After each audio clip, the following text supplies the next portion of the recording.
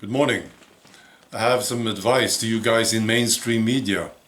I know that you are worried about alternative media, taking away some of your viewers. I know you are worried about this.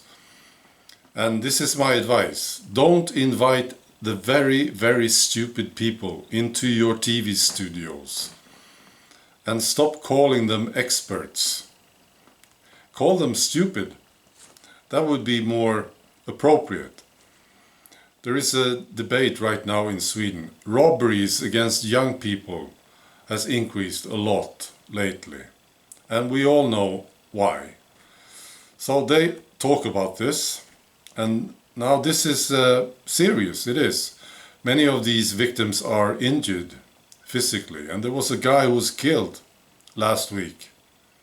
A young guy lost his life when he was robbed on his mobile phone. So they talk about this. And then we have TV4 here in Sweden.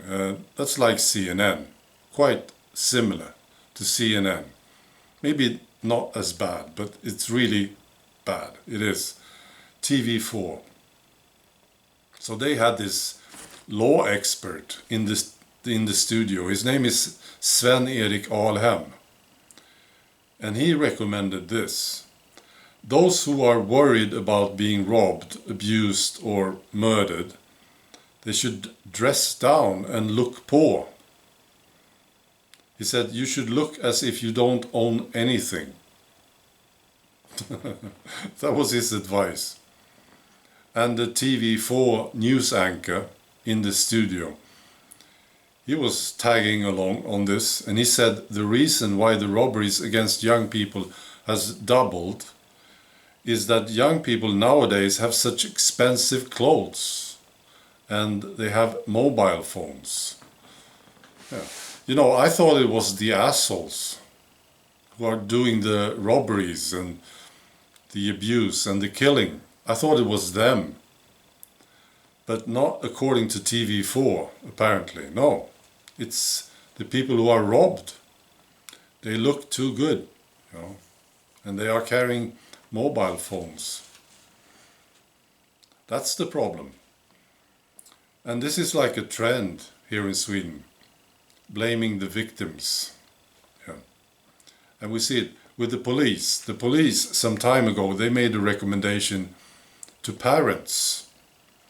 Don't buy your kids such expensive clothes. And they also made a recommendation to the elderly. Don't wear necklaces in public. Yeah. And mainstream media, you know, we in alternative media, we are running circles around these guys. We are. Because we have some sanity. That's all. They lack this quality. They do. And we are telling the truth, of course. Okay. So what do? Well, the establishment, they have this solution. They shut us down. One by one. These channels are shut down. This now happened to this brilliant YouTuber, Gemma of Ireland. Brilliant YouTuber. Really, really good. Her channel on YouTube was shut down. You know, and they will continue. We can trust these guys now. They will continue to shut us down.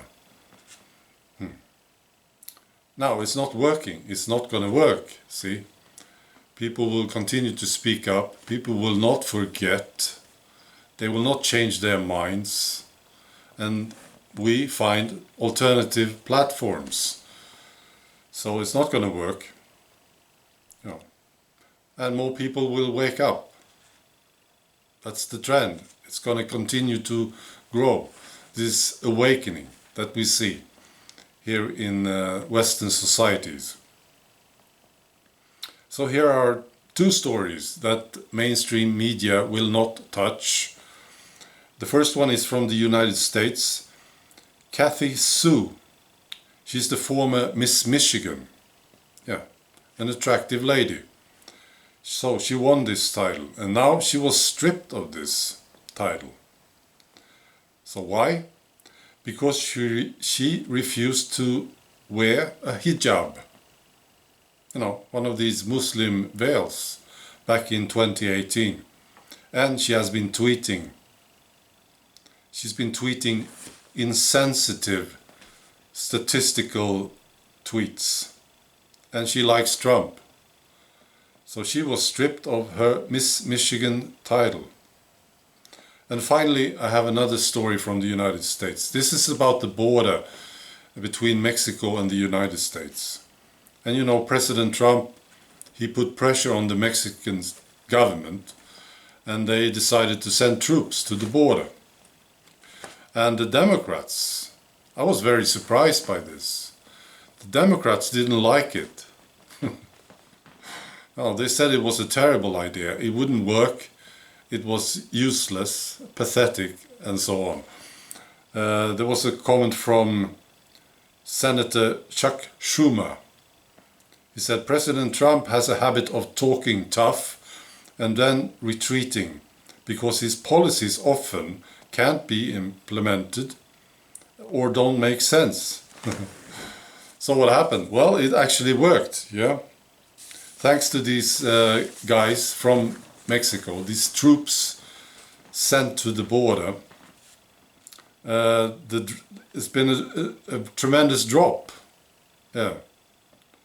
In May, it was 132,000 illegal immigrants coming through the border. And in May, it dropped to 94,000. It's a 29% drop in just a few weeks.